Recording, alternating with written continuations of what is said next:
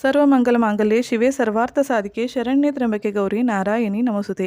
ನಮಸ್ಕಾರ ಎಲ್ಲರಿಗೂ. ದೇವರ ಕೃಪೆ ಎಲ್ಲರ ಮೇಲೆ ಇರಲಿ ಅಂತ ಪ್ರಾರ್ಥಿಸ್ತೀನಿ. ನಾವು ಕಷ್ಟಪಟ್ಟು ದುಡಿದ ಹಣ ಕೈಯಲ್ಲಿ ನಿಲ್ಲೋದಿಲ್ಲ. ಹಣ ಹೇಗೆ ಬರುತ್ತೋ ಹಾಗೆ ಖರ್ಚಾಗುತ್ತೆ, ಸ್ಥಿರವಾಗಿ ನಿಲ್ಲೋಲ್ಲ. ಕಸ ಗುಡಿಸಿದ ಹಾಗೆ ಹಣ ಖರ್ಚಾಗುತ್ತೆ ಅಂತ ಹೇಳ್ತಾರೆ. ನಿಮ್ಮ ಮನೆಯಲ್ಲಿ ಈ ಮುಖ್ಯ ವಸ್ತುವನ್ನು ನೀವು ಎಲ್ಲಿಟ್ಟಿದ್ದೀರಾ ಅಂತ ನೋಡಿ. ನಮ್ಮ ಮನೆಯಲ್ಲಿ ಕಸಬರಿಗೆಯನ್ನು ನಾವು ಮನೆ ಸ್ವಚ್ಛಗೊಳಿಸಲು ಉಪಯೋಗಿಸಿದ್ರು. ನಮ್ಮ ಪರಂಪರೆಯಲ್ಲಿ ಕಸಬರಿಗೆಗೆ ಲಕ್ಷ್ಮೀ ಪ್ರತೀಕ ಅಂತ ನಾವು ಪೂಜಿಸ್ತೀವಿ. ಈ ಕಸಬರಿಗೆಯನ್ನು ಎಲ್ಲೆಲ್ಲೋ ಹೇಗೋ ಬೀಸಾಡಿದರೆ ಅದರ ನಷ್ಟವನ್ನು ನಾವೇ ಅನುಭವಿಸಬೇಕಾಗುತ್ತೆ. ನಮ್ಮ ಕಾಲು ಕಸಬರಿಗೆಗೆ ತಾಗದೇ ಇರೋ ಹಾಗೆ ನೋಡ್ಕೋಬೇಕು. ಒಂದು ವೇಳೆ ತಾಗಿದ್ರೂ ಕೈ ಮುಗಿಬೇಕು. ಮನೆಯಲ್ಲಿ ಇರೋರನ್ನು ಬಿಟ್ಟು ನಮ್ಮ ಮನೆಯ ಕಸಬರಿಗೆ ಹೊರಗಿನವರಿಗೆ ಕಾಣಿಸಕೂಡದು. ಹೊರಗಿನಿಂದ ಮನೆಯೊಳಗೆ ಬರೋರಿಗೆ ಕಸಬರಿಗೆ ಎದುರಿಗೆ ಕಾಣಿಸ್ತೇ ಇರೋ ಹಾಗೆ ಇಡಬೇಕು. ಈಶಾನ್ಯ ಮತ್ತು ಆಗ್ನೇಯ ದಿಕ್ಕಿನಲ್ಲಿ ಕಸಬರಿಗೆಯನ್ನು ಇಡಬಾರ್ದು. ಇದರ ದುಷ್ಪರಿಣಾಮ ನಮ್ಮ ಮೇಲೆ ಆಗುತ್ತೆ. ನೈಋತ್ಯ ದಿಕ್ಕಿನಲ್ಲಿ ಕಸಬರಿಗೆಯನ್ನು ಇಡಬೇಕು.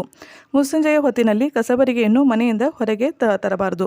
ಕಸಬರಿಗೆಯನ್ನು ಖರೀದಿಸುವಾಗ ಶುಕ್ರವಾರ ತಗೋಬೇಕು. ಹೊಸ ಕಸಬರಿಗೆಗೆ ನೀವು ನೀರು ಸಿಂಪಡಿಸಿ ಅರಿಶಿನ ಕುಂಕುಮ ಹಚ್ಚಿ ಮರುದಿನವೇ ಉಪಯೋಗಿಸಬೇಕು. ದೀಪಾವಳಿ ಹಬ್ಬದಲ್ಲಿ ಹೊಸ ಕಸಬರಿಗೆಯನ್ನು ಲಕ್ಷ್ಮೀ ಮಾತೆಯ ಪೂಜೆ ಜೊತೆ ಇಟ್ಟು ಪೂಜಿಸ್ತಾರೆ. ಇಷ್ಟು ಮಹತ್ವ ಇರುವ ಕಸಬರಿಗೆಯನ್ನು ನಾವು ಎಷ್ಟು ಕಾಳಜಿಪೂರ್ವಕವಾಗಿ ಇಟ್ಟಿರುತ್ತೇವೋ ಅಷ್ಟು ನಮಗೆ ಲಾಭವಿದೆ. ಈ ಚಿಕ್ಕ ಪುಟ್ಟ ವಿಷಯಗಳನ್ನು ದುರ್ಲಕ್ಷ್ಯ ಮಾಡದೆ ನಮ್ಮ ಜೀವನದಲ್ಲಿ ಅಳವಡಿಸಿದರೆ ನಮಗೆ ಒಳ್ಳೆಯದು. ಶುಭವಾಗಲಿ ಎಲ್ಲರಿಗೂ. By, take care.